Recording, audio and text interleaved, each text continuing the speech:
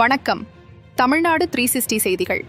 சீர்காழியில் காளிமுத்தமிழ் முற்றத்தின் சார்பில் பாராட்டு விழா.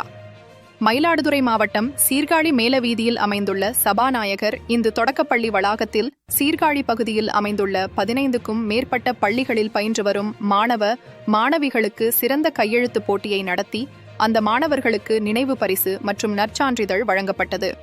மேலும் அதே பள்ளியில் தலைமை ஆசிரியராக பணியாற்றி வந்த சுரேஷ் அவர்களுக்கு பணி ஓய்வு பாராட்டு விழாவும், சபாநாயகர் இந்து மேல்நிலைப்பள்ளி புதிய தலைமை ஆசிரியராக பொறுப்பேற்றுக் கொண்ட முரளிதரன் அவர்களுக்கு பாராட்டு விழாவும் கொண்டாடப்பட்டது.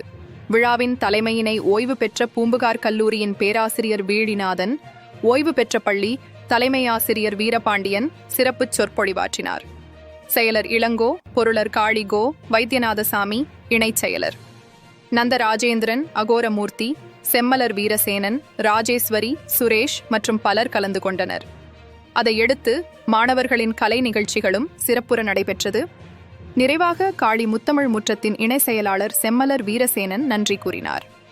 தமிழ்நாடு 360 செய்திக்காக சீர்காழியிலிருந்து செய்தியாளர் GS கரன்.